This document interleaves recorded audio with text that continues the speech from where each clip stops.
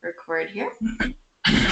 Well, good afternoon and welcome to today's webinar on sales with Adrian Davis. I am so glad to be here today with Adrian and to be hosting this fourth webinar in our social enterprise series.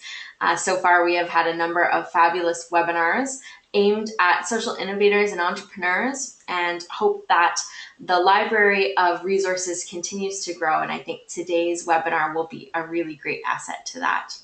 So I am thrilled to welcome Adrian here today. Adrian is president and CEO of Whetstone Inc. and it has over 30 years of experience in professional sales.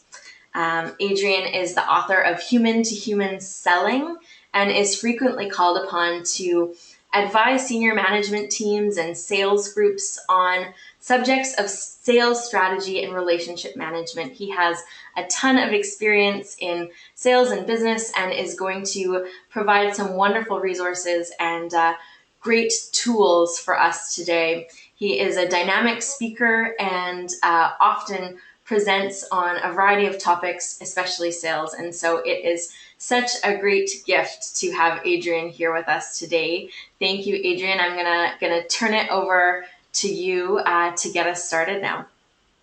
Great. Thanks so much, Lauren.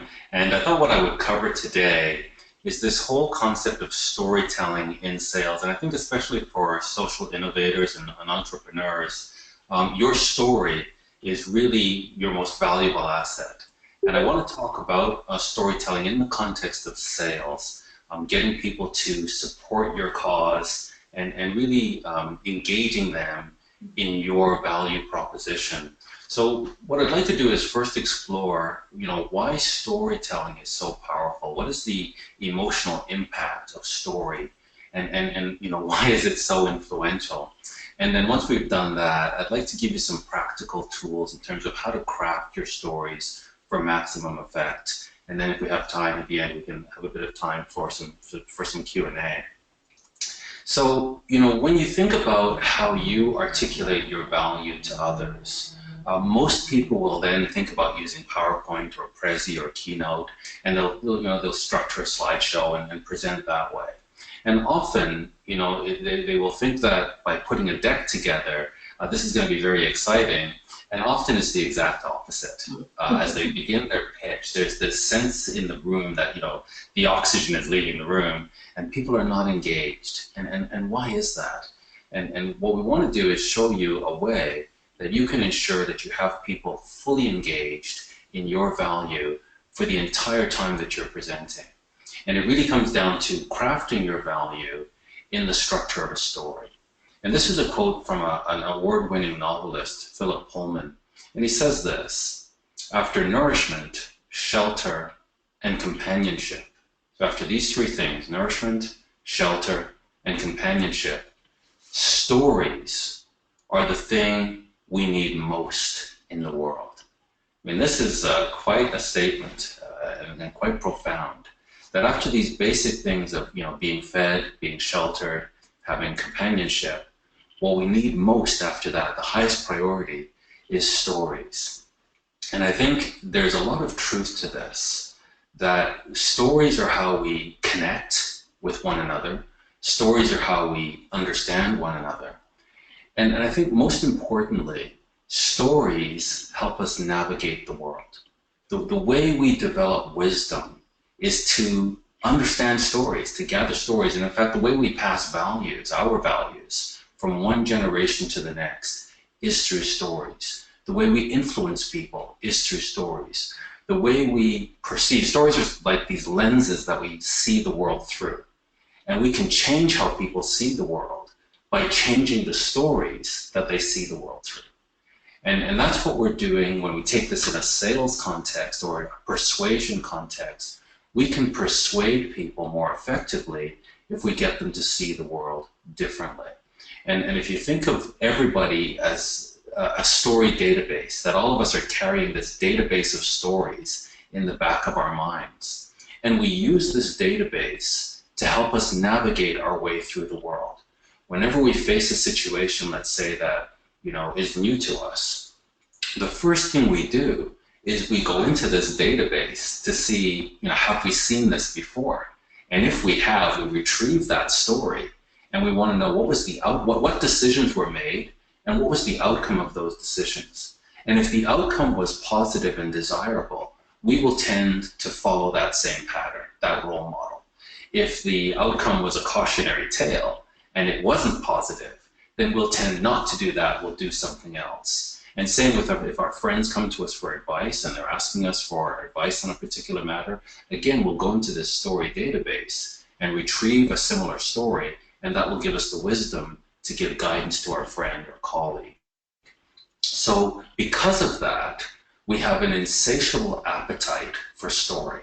And that's why people like Philip Pullman can make a living out of writing stories. And whether we go to the movies, go to the theater, we read novels, or we're talking to friends, we never have enough stories. We have, as I said, this insatiable appetite.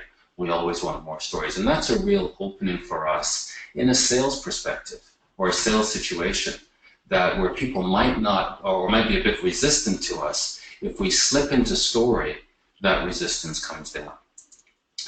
Now, what people are really buying from you when they accept your value proposition and they want to buy from you is not your product or your service. So fundamental to this is understanding, what are people buying? What they're buying is change. That if they were happy with things the way they are, they wouldn't buy anything from you. The reason they're buying something from you is they want to change from the status quo. And so we need to understand what change is. And the easiest way to think about change is this transition from the current state, or what we call the status quo, to a future state, or the desired state. That's all change is. I want to move from where I am to something else. Now, the reason I want to make that move is there's a threat in the status quo. There's a threat in the current state. Otherwise, I would keep things the way they are. But because there's an impending threat, I want to move away from the current state, or there's something more desirable in the future, and I want to move toward that. So it's either I want to move away from a current threat, or I want to move into a desired state, an opportunity that's in the future, or both. Now, the problem with change, everybody would do this all the time. The problem, though, because everybody wants to move from where they are to a better condition, the problem is that there's a transition state in the middle. We don't just go from here. We have to go through this transition state to get there.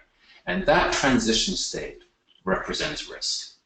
That the future is not guaranteed. There's always these unpredictable variables that could cause everything to go sideways. And so that transition state is filled with uncertainty. And unfortunately, when we emphasize or focus on our product or service, what we're calling attention to in the prospect's mind is the transition state. The more we talk about what we do and what we provide, the more they're thinking about, how is that going to be integrated into my environment, and the more risk they see. So what we need to do is understanding that this is what people are buying. They're not buying our product or service, they're buying the change. What we need to do is focus on the change. We need to focus on the threat in the current state and the opportunity in the future state. And once the buyer is engaged in the benefit of that transition, getting away from the threat and achieving the opportunity, only then and in that context do we then talk about what we do. Because what we do is the cost, and what we do is the risk. And that needs to be contextualized by the opportunity to move out of the current state. So bear that in mind, what change is. Now, the problem with change for a lot of people, in addition to the fact that the transition state is very risky, is that we are in a state of perpetual change. That we're in a society that is just rapidly changing. It's not as stable as past eras. So we're in this very unstable environment where everything is changing professionally for us as well as personally. And when people are overwhelmed with change, they shut down. In fact, Alvin Toffler, I just heard that he just died recently. He's the author of a book called Future Shock, which came out in the 70s. And there was a profound principle in that book, the sort of the fundamental lesson of the book was that the same way people can experience culture shock as they move from one culture to another that is completely foreign to them and all the familiar landmarks are missing, they'll go into a state of shock and apathy. The same way that that happens culturally, the premise of his book was it happens in a temporal sense as well. That as we move from the present into the future, as the future comes to us so quickly and removes all the familiar landmarks, people go into a state of overwhelm and they shut down. And this is the problem with a lot of selling today, is we are proposing yet another change in a person's world that's already upside down with a lot of change professionally as well as personally. So it's really critical as we are proposing change to a potential customer that that change is prioritized in their mind. That despite a lot of other things going on and their desire to have some stability in their life, that the change that we're proposing is significant enough that they do want to move forward with it. Now, how do we do that? One of the keys is really to stop selling and to help people buy. So we understand that what they're buying is change. Now we need to understand how they buy. And how they buy is basically if they're buying a significant item, they're going to go through 5 fundamental steps. Step number 1 is awareness. They need to come to realize that I have to make a change, that the current state, the status quo, is no longer an option, that there's something better in the future, or certainly I can't stay in the current state because of the risk. Once they have come to that state of awareness, the next step we call assessment, where they then have to weigh their options. What are the alternatives? How can they solve this problem? Once they decide on an alternative, let's say they decide that your solution is the best alternative, the next step they go to is what we call apprehension. Apprehension means that they begin to think about the transition state, and they begin to worry about all the things that could go wrong to jeopardize their ability to achieve the future state.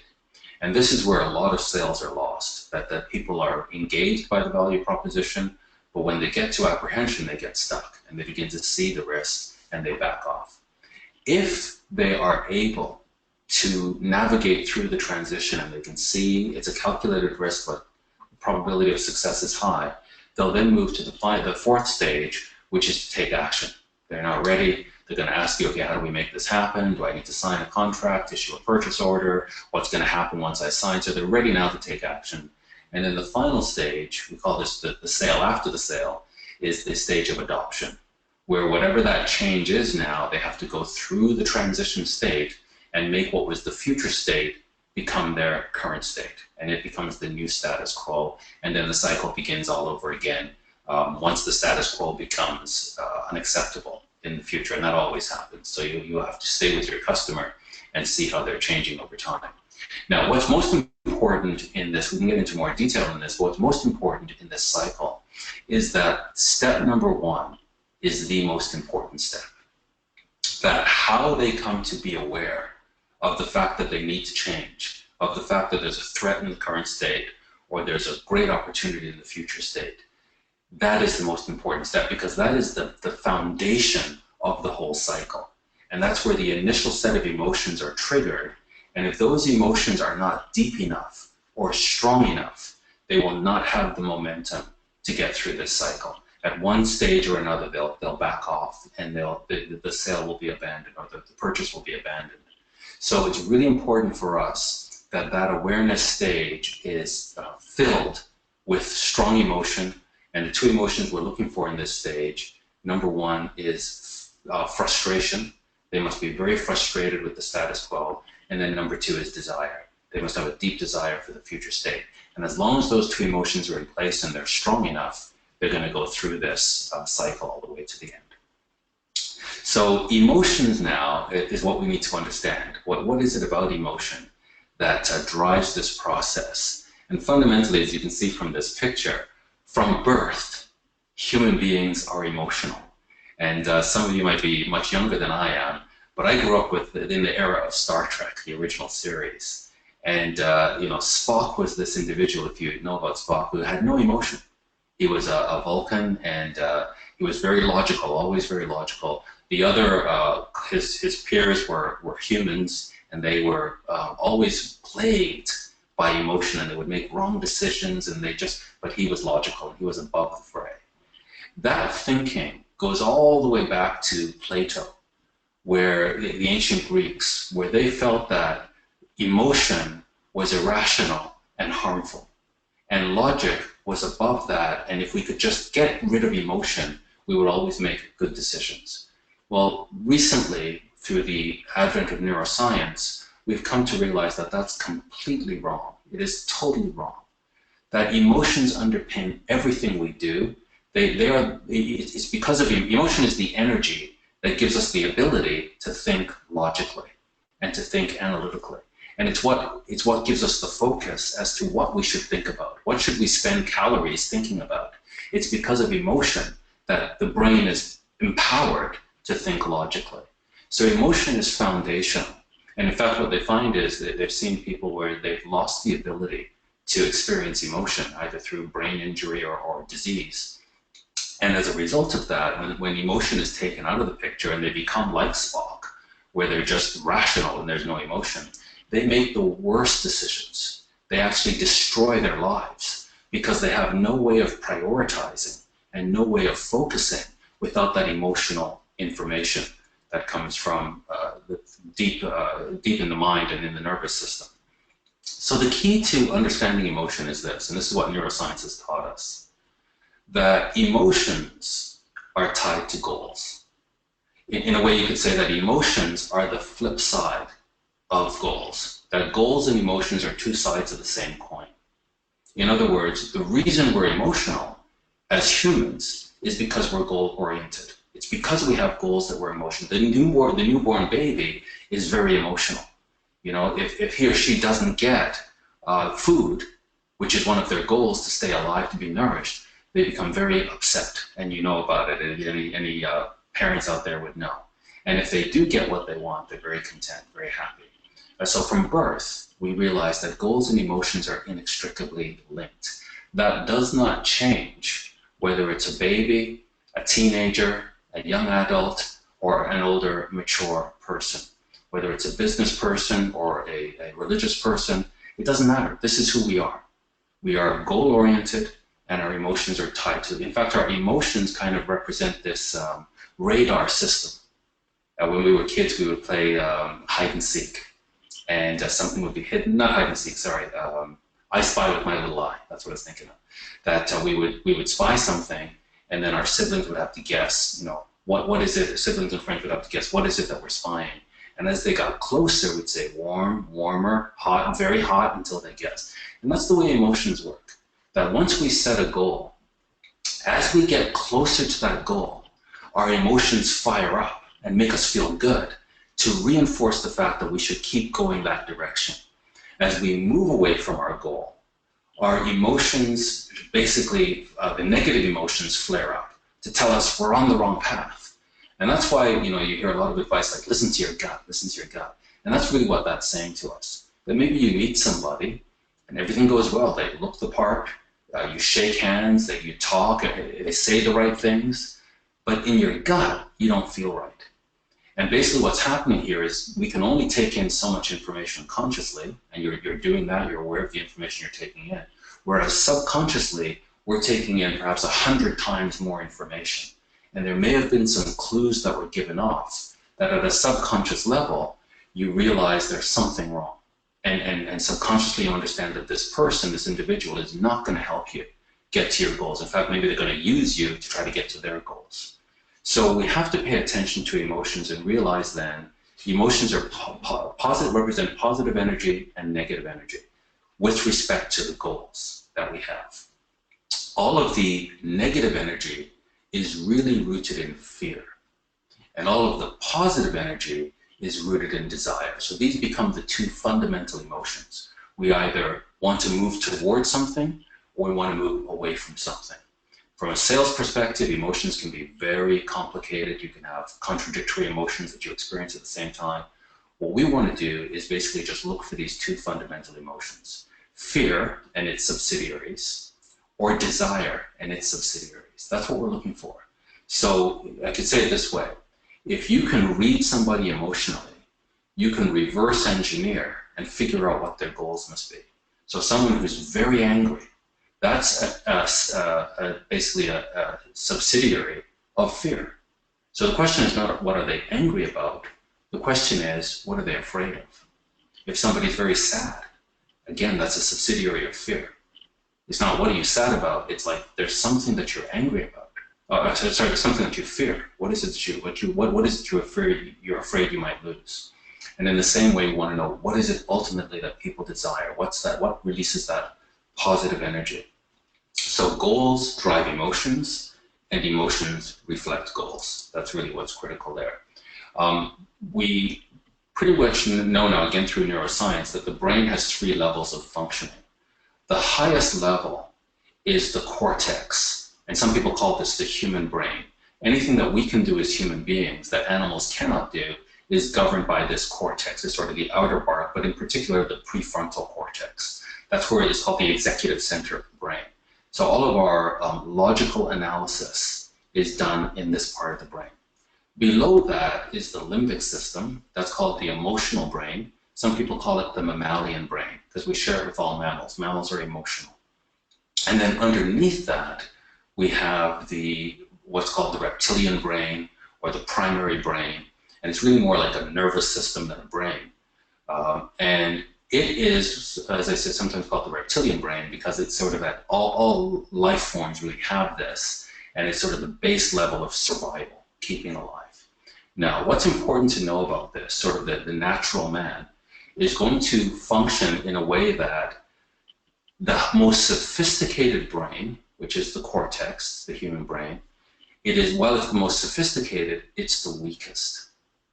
And the emotional and the reptilian brain, the limbic system and reptilian, work together. They represent a base level of functioning. And although they're very primitive, they're very powerful. And this is why people generally will do things that they know this is wrong, I shouldn't do this, and yet they do it anyway. I shouldn't be eating this. I'm on a diet, I shouldn't eat, and yet I'm going to eat it anyway. Because of the power of the combination of the emotional brain and the brain that's responsible for survival and looking for pleasure. The emotional brain is governed by these fundamental emotions of fear and desire. The reptilian brain is governed by the language of pain and pleasure. That's all it understands.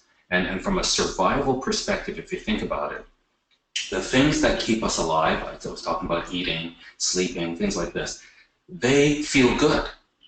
And so baked into our physiology is pleasure from things that keep us alive. And so we tend to want to repeat those things. And the things that could harm us cause pain. And so we're afraid of those things, and that's how we govern ourselves at a very base level, that we navigate towards things that are pleasurable and away from things that are painful. And we fear pain and we desire pleasure. That's why these 2 levels of brain functioning work together, because of the fear of pain and the desire for pleasure. The intellectual system is often in conflict with them and is trying to think more longer term, and something might be pleasurable in the short term, but in the long term it might have devastating consequences. Again, diet. We might be eating things that we shouldn't eat.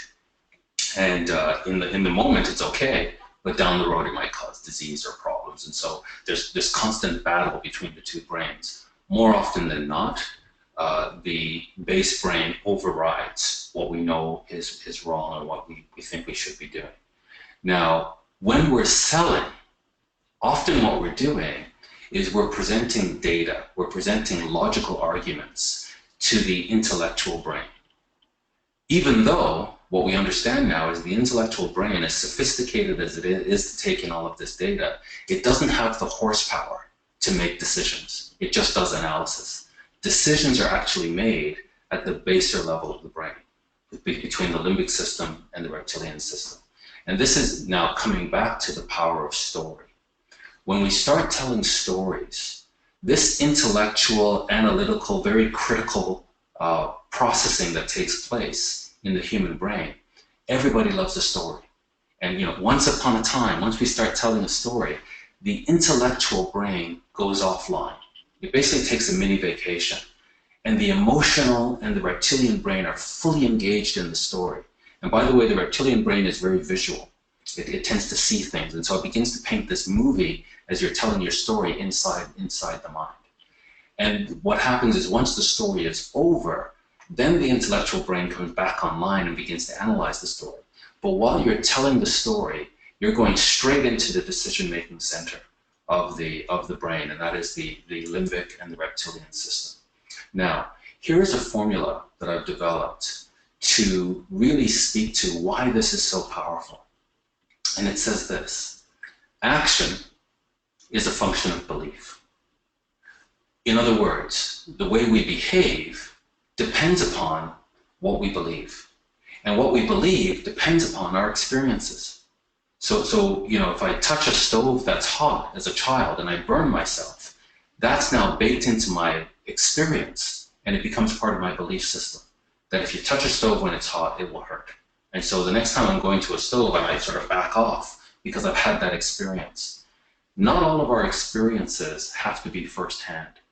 We can have vicarious experiences. So we can learn through the experiences of others, and that's why people go to the movies or to theater or read books, because they're learning from the experiences of others, and that becomes part of their belief system.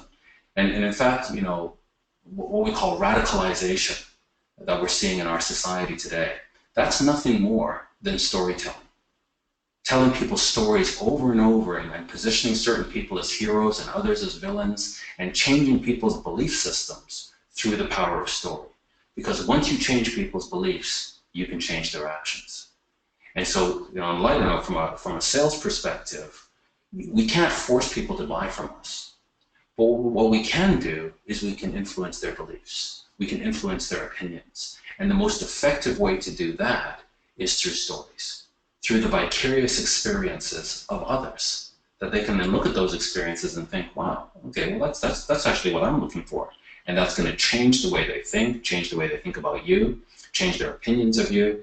And once their belief system is changed, their actions will change. So if they're not buying from you today, they're not going to buy from you tomorrow if they have the same belief system. You've got to get in and you've got to influence the belief system. And the most effective way to do that is through story.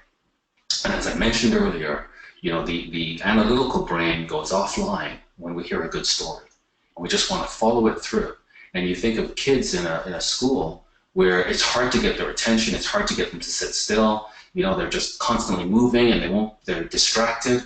But you get a good storyteller to sit down with a group of kids, and he'll hold their attention, or she'll hold their attention for the entire story.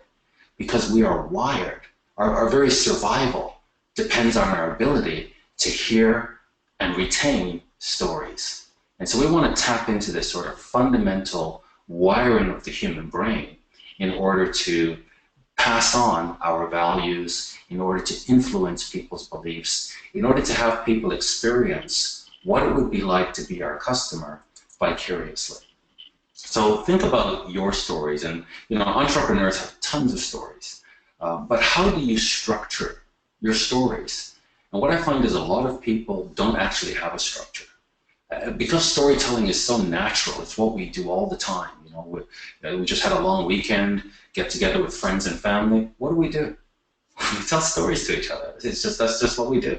So the idea of structuring a story is something we don't think about, and yet we can be far more effective if we take a bit of time to structure the story. And you think of going to a movie. Very often, the content of a movie might be great, maybe the acting isn't so great, but if the structure of the story isn't good, we're disengaged. And so Hollywood spends a lot of money making sure that they structure their stories properly in order to keep us engaged. And that's what we want to turn our attention to now, is what is a simple framework that we can use to structure our stories so that they hold people's attention, so that we're very clear in what we're saying, and we can just really get into people's minds in a way that's very beneficial to them, that keeps them engaged. Look at this quote from Patrick Rothfuss, another award-winning American novelist. He says this, and this is really profound. It's like everyone tells a story about themselves. Everyone tells a story about themselves inside their own head, always, all the time. That story makes you what you are. We build ourselves out of that story. This is when I read this quote, I was like, wow. And I didn't share this earlier, but as a high school student, I was very frustrated with school, and I just felt that it was a complete waste of time. And I just didn't understand what I was doing there. I ended up quitting school, going through a period of homelessness, a very rough road initially. And I realized, looking back, it was all about the story that I was telling myself about myself. And so I was behaving in ways that conformed to the story I was telling myself. Once I could change that story, and I saw some role models, I saw some very positive role models, I saw some very negative role models as a young man, and that caused me to rewire the story I was telling myself.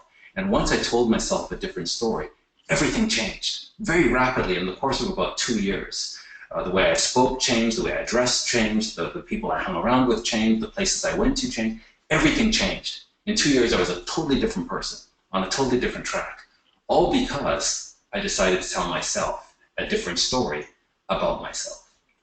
And so this is a very keen insight. The stories that we tell ourselves about ourselves represent our self-image. It's who we are. And so we behave in ways to match who we are. And so any decision that comes to us, we're basically saying, does this fit the story that I'm telling myself about myself? And if it does, I'm going to jump on it.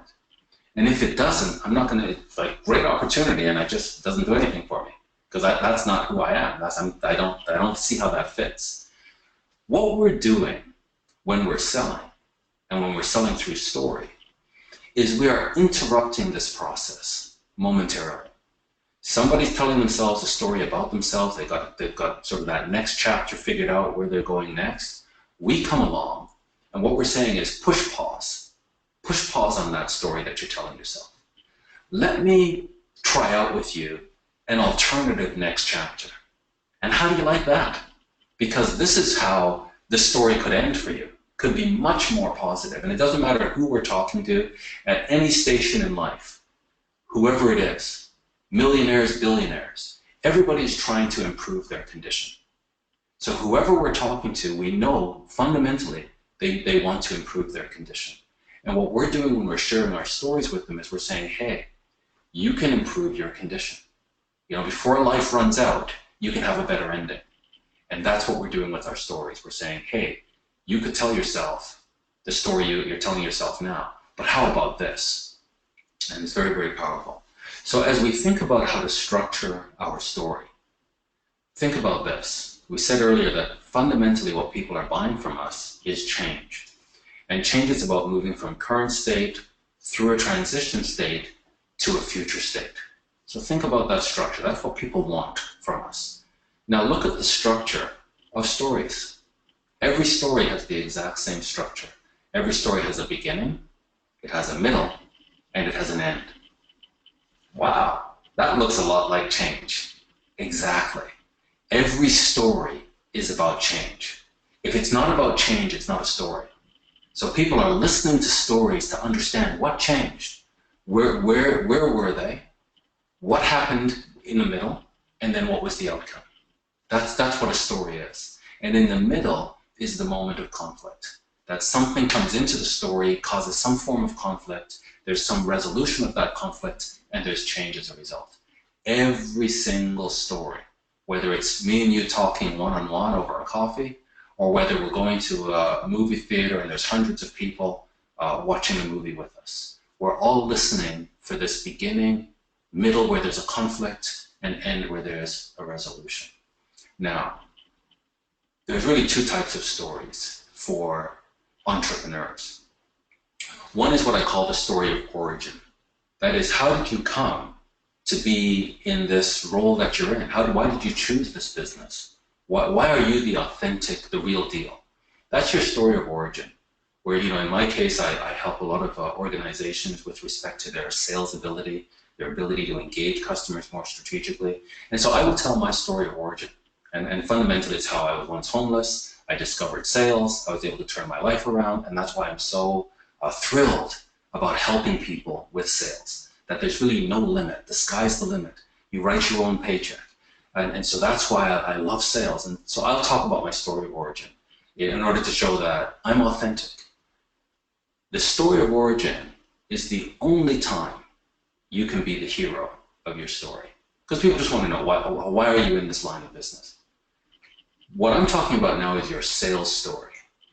And in your sales story, we can take this structure of beginning, middle, end, and we can refine it.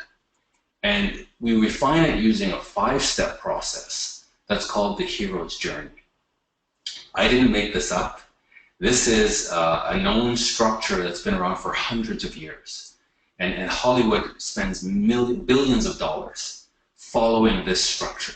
And as I said, they might spend billions of dollars, they make billions and billions of dollars following this structure. The human mind just understands it intuitively and is looking for it. And so it's the same structure, beginning, middle, and end. It's just that in the beginning we have 2 steps, and in the end we have 2 steps that follow this process. Now, number 1, the hero. That's where we start. We introduce the hero. As a salesperson, as a business person, your temptation is to make yourself the hero. It's to make your product or service the hero. It's to make your company the hero. And when you do that, you're going to fail, because people don't like people who brag about themselves. And the critical mind of the listener is going to discount everything you say. The way around this is when you present your sales story, when you're presenting your value proposition, when you're really trying to sell people on how you can help them, is not to position yourself as the hero at all. Instead, you're going to take one of your customers whom you've helped, and you really only need one very strong success story to use this over and over again. You're going to take your customer who you've helped, and you're going to introduce them as the hero. And what this does is it opens up the listener's mind, especially if you use the words when you introduce this hero. The magic words are like you. So, like you, Jeff was also, I might say I'm talking to entrepreneur, so he was also an entrepreneur. Or like you, Jeff was also a salesperson. In fact, I'll tell you about Jeff, because this is a real story, and he was a salesperson. He is a salesperson. So I'd say, like you, Jeff is also a salesperson, and is constantly out there trying to win people over to his value proposition.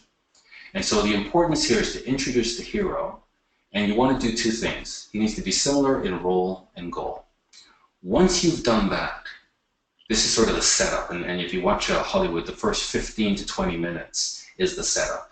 They're trying to show you that the hero of the story is just like you, so that you'll care, you'll invest in the hero. And then if anything happens to the hero down the road, you're invested in the hero. So if that first 15 to 20 minutes doesn't work, then the movie doesn't work. So you want to introduce the hero, similar to the listener, in role and goal. Once you've done that, you then want to introduce a villain. There has to be conflict for the story to work. Something has to be at stake. So the hero has a similar goal to your listener. What the listener then does is puts themselves in the hero's shoes. So they're listening to the rest of the story, not as if it's some abstract, irrelevant story. Because the hero is similar to them in role and similar to them in goal, they actually put themselves in the hero's shoes, and they're listening to the rest of the story as if these things are happening to them. So now the villain comes into the story who threatens the status quo. The villain represents the threat in the current state. So I'm now going to introduce the villain and say, something happened that threatened the hero's world. Now they're going to need to know, what happened? How did the hero navigate this? So because of that villain coming into the picture, the hero's world goes south.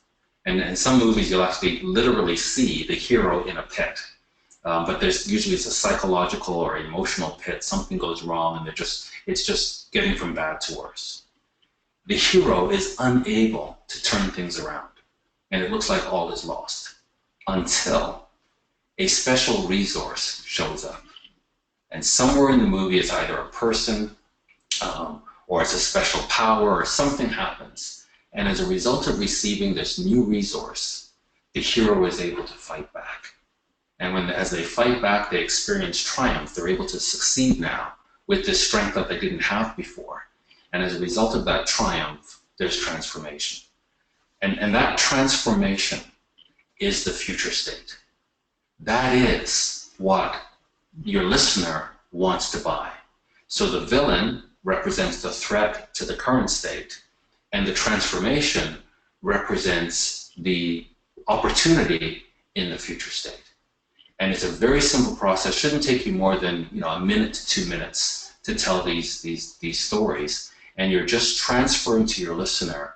Basically, what you're saying is, I can help you. I've helped this person. I've helped people like you, and this is what I can do for you. And taking the time to work with this process, and it doesn't have to be perfect. People are just listening for the movement from current state through transition state to future state. And then once you've done that, people will lean in. And it's really important that at step number 3, where you introduce yourself as the new resource, that you don't have to go into detail. If the story works, your listener will ask you for details afterwards. But if you go into too much detail, it bogs the story down, and people will disengage. Basically, you just want to say, the hero met you, the hero engaged you, the hero used your product or service, and then life changed. So I'll just give you a very quick example with a gentleman by the name of Jeff, who works for an organization out west, Western Canada, and basically what they do is they sell technology to very large corporations. And I'll just tell you, I'll just quickly say it. So like you, Jeff is also a salesperson. And like you, he was very concerned about making his numbers. Unfortunately, the organizations that he was selling to, very large organizations, were constantly pushing him to the purchasing department, and purchasing was constantly commoditizing his products and services. They just wanted to know the lowest price. And this would happen with customers that they were doing business with for years. And the reward for loyally serving these customers was purchasing would call them up and say, we're going to need you to take 10 points off. And so he was very, very frustrated. I was speaking at an event where his vice president of sales attended, and he liked what I was saying. So he brought me in to work with the sales team. And that's where I met Jeff. And as I was training them on how to engage business people and C-level executives rather than purchasing, Jeff actually called me aside. And he explained to me that he couldn't do this, that he hadn't finished school, he wasn't well educated, and he didn't have the vocabulary to talk to C-level executives. And so, Jeff really struggled. We worked with him. I reassured him that this was not about him. It was not about his vocabulary. It was really about him being compassionate and empathetic with the people that he meets with, and really taking an interest in those folks. And we trained him on how to engage in dialogue with executives and how to tell stories to executives. And over time, he just became much more comfortable with the process and much more confident. Today, when I met Jeff, a $32,000 deal was a big deal to Jeff. In the last 3 months, I got a call from Jeff, and we actually shared a stage together where he co-presented with me, explaining to people how he recently won a $32 million deal. This was a guy that a $32,000 deal was a big deal to, and that was afraid to deal with C-level executives. And now he's dealing with them all the time. And the most recent transaction he did was $32 million. In fact, the company that he works for now is on track to double their sales, and they're in the process of acquiring other companies because of the sales strength that they have and the profitability of the deals that they're now doing. So I would just share a story as simple as that if I was talking to a salesperson about the power of sales training. If I was talking to a VP of sales, I would tell the same story, but I would tell it from the perspective of Brett, who was the VP. If I was talking to the business owner, I would tell the same story, but I would tell it from the perspective of Joanne, who is the primary business owner. So you can take your same story and figure out who you've impacted in that organization, because success impacts multiple people. And just understand your story from these different perspectives, because it's important when you share your story that you share it through the eyes of the role of the listener. So you pick your hero carefully so that the person is relevant in role, and then pick the goal that is similar to the goal of the listener. So if somebody wants to sell their business, and again, you've got to think about this from a social enterprise perspective or social entrepreneur perspective, but ultimately, people don't want your product or service. They want the change that it enables.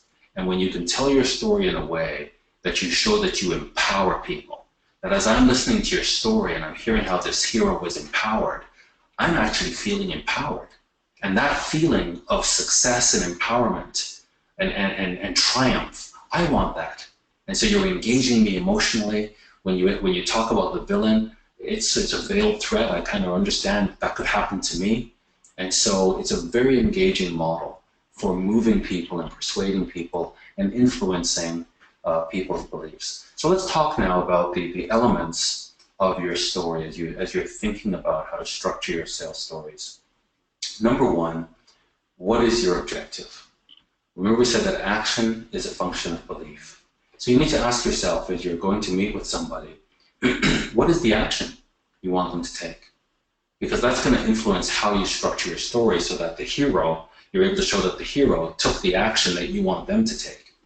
And then you're going to influence their belief system so that it's more likely that they'll take that action. Think about how you'll begin your story. You want to get their attention. And the most powerful way that I've found to get people's attention is to tell them a story about someone who's similar to them. Excuse me. That's why the words "like you" are so powerful. So like you, this person is also in the role that you're in. That's relevance. Like you, they are also trying to accomplish what you're trying to accomplish. That's engagement. Remember we said we have this insatiable appetite for story. So if somebody's trying to do something that I'm trying to do, I'm all ears because I want to know, well, how did that turn out? And then I want to store that in my story database to see how can I navigate myself in order to achieve that. So remember, again, you're not the hero. It's going to be very tempting to tell your story in such a way that you're the hero. Don't do that. You're not the hero. Your product is not the hero. Your company is not the hero. The hero is your customer. And the business that you're in is empowering heroes to triumph. And you want to show how you've done that for another customer so that as I'm listening, I'm thinking, wow, you could do that for me. Think about the villain. So think about your prospect and what's happening in their world and what is the threat in the status quo. And can you tell your story in such a way that they see that your customer also faced that threat and you were able to help them overcome it. And I mentioned also earlier, what is the goal? Right? So what is the goal of your prospect and how can that be analogous to the goal that your customer had whom you've helped achieve that goal? Think about how the story will unfold and develop so that you can hold their attention. So something needs to go wrong. Maybe the person was at risk of being fired, or they weren't seeing their spouse or their significant other enough, and their partnership or their family was falling apart. Or in one case, another case where I was working with an entrepreneur, they were at risk of losing the business. They took on overhead too quickly, and then the sales weren't there. And this was a company after 18 years, sort of felt like a family, and the owner was looking at having to lay people off that were like family to him. And through no fault of their own.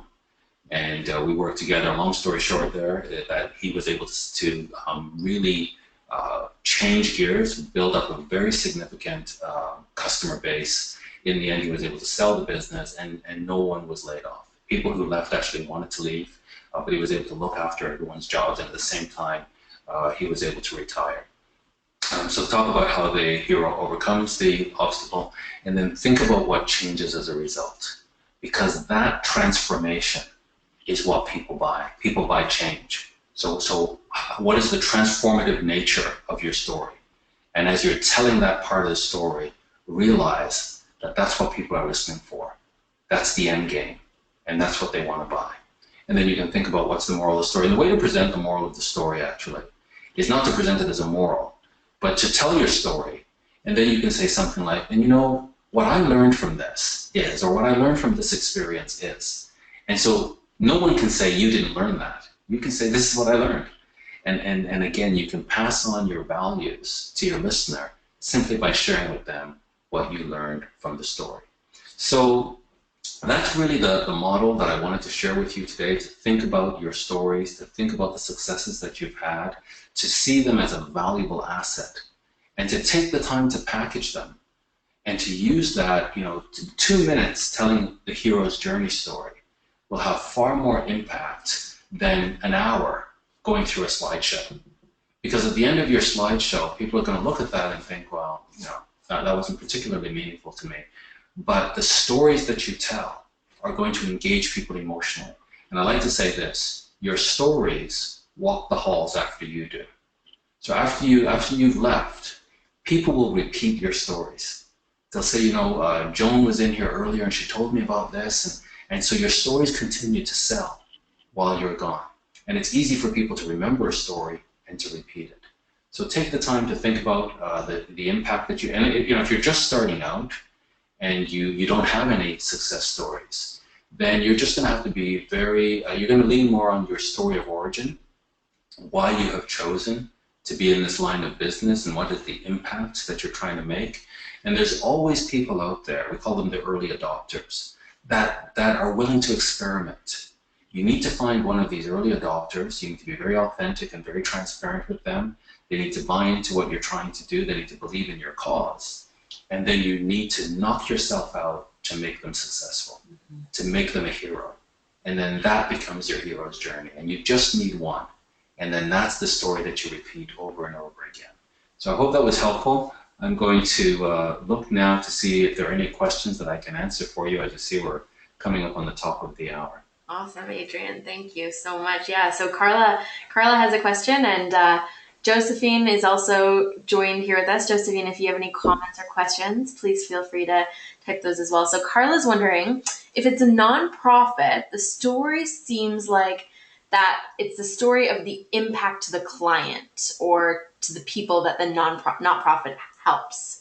Could the giver or donor be the resource or still the hero? So I think I understand the question. It depends on who you are trying to persuade. So if I'm a nonprofit and I'm trying to persuade someone to donate money to me, then another donor, I need to tell the story of another donor who donated to my cause. And I need to show how they were the hero. So in that case, it might be simply that people want to make a difference. And people have psychological needs. They want to know that they're really helping people, and they get a psychic reward from knowing that they really help, that they're really helping. So I need to understand, for the donor that I'm trying to engage, what is it that they're trying to accomplish? Are they trying to leave a legacy, let's say? Then I'm going to turn to a donor that I have worked with that also, let's say, wanted to leave a legacy. And I'm going to figure out how I helped that donor become a hero, so that my charity or my nonprofit is the vehicle through which they were able to help others and be the hero in the lives of others. So that's how I would say that is to figure out, who am I selling to? So let me just see the latter part of that. Could the donor be the resource? No, you want to be the resource. So the donor is the hero. You just got to figure out how to structure the story in such a way that you or your charity or nonprofit is the resource that helped them achieve whatever it is that the goal that they had. Awesome. Thanks. No questions from Josephine at this time. I have a question that kind of goes back to the very early stages of about an hour ago, when you were talking about the 5 stages of the cycle of sales, and the movement there from emotion to logic and back and forth between those, and the task of helping people move through change. I've heard it said that people aren't afraid of change, they're afraid of loss. And I've also worked with people who, I think we can all identify those people who are either stuck in that place of emotion or stuck in that place of logic, may have a harder time going, kind of following the cycle that you've outlined there. So does that have you had examples or worked with people or organizations where you have a harder time helping people navigate through that through that cycle, whether they get stuck in that place of emotion or that place of logic, or are too focused on the loss of the transition rather than what could be gained through it. Very good.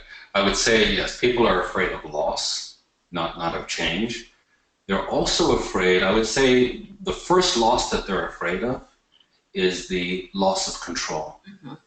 That often change is imposed on people and they feel like they've lost control. Right. And that's what triggers resentment and anger and pushback. You know, at the same time, you'll see people, I'm not a guy, I don't go on roller coasters, but I'll see people get on a roller coaster where they have no control. And not only get on it, they've paid for this. So in that sense, you know, people can set themselves up to say, even though I have no control, I'm in control because I'm choosing to do this. Mm-hmm. That's again the power of storytelling, is that by making them the hero, we are giving them, it's almost like taking them for a test drive. And I'm going to give you the keys and you get to drive. I'm just going to guide you. I'll be the passenger, I'll be the navigator, but you're the driver. And as long as people feel like they have control, then they're not going to fear change as much as if the change is just being imposed on them. So that's one. Number two, that cycle that I showed you earlier, that we were going from awareness, where that's an emotional state, to assessment, which is a logical state, to apprehension, which is an emotional state, to action, which is a logical state, to adoption, which is an emotional state. We're going back and forth between whether the state is dominated by emotion or dominated by logic. In that cycle, though, it's only the first state of assessment, the emotion is, of awareness, the emotion tied to awareness. That is the force toward change. The other states, whether it's logic or emotion, are against change. So the logic of trying to choose between alternatives is pushing back on that initial emotion of excitement for the change. The emotion associated with apprehension is a negative emotion, it's fear. And it's going against that initial desire for change. And then the analysis around taking action is also like very, you know, what do I have to do here? By the time you get there, you're in a better state. But getting through the logic of assessment and the emotion of apprehension, often sales or purchases are abandoned in those two states because there wasn't enough emotion in the state of awareness. And so often what I'll say to organizations as I work with them and their salespeople is you need to back up and you need to make sure that that state of awareness is crystal clear, that people understand not only the problem, but the implications of the problem. Mm. So before you start selling your solution, you have to sell the problem. You have to understand the problem, you have to sell the problem, you have to sell the implications of the problem. And only when people really understand the implications of the problem and the possibility of change, the future state, that's when you go through the process with them. It's like getting in a car with somebody and you're going to get on the highway and there's not a gas station for another 100 kilometers. And you look at the gas tank and there's only enough gas for 40 kilometers. You're going to have to pull over and you're going to run out of gas. And so it's that importance of looking at the gas tank, the emotional gas tank, and making sure there is sufficient emotion to get through that buying cycle. Because that initial emotion will wear off as they're going through the buying cycle. And if there isn't enough gas in the tank, enough emotion in the tank, they're not going to make it. Awesome. Well, thank you so much, Adrian. We are at the hour now. For those of you who are watching this as a recording, you'll notice, for everyone logged on live or watching after the fact, Adrian's email address is in the bottom of the slide there. And I just want to offer my greatest thanks for the time that you've taken today with us, Adrian. This has been an incredibly helpful hour. And I know those of us who are here logged on live have been right there with you. And I know that those who will be watching this after today will also find it an hour that goes by quickly and with all sorts of resources and tools that help us in our various places of work and business. So thank you so much for your stories, for empowering our stories and helping us to think of the structures of our stories that really help folks navigate the changes that are all around. I My pleasure. Thank you for having me. Thanks. And to those who have logged on live, blessings on the rest of your day. And hope that you'll take a look at the schedule for upcoming webinars. We'll continue our social enterprise series over the next 2 weeks with a few more into mid and late July. So please check out the Edge website for all the info and registration on that. Take care. Thanks, Adrian. Thank you.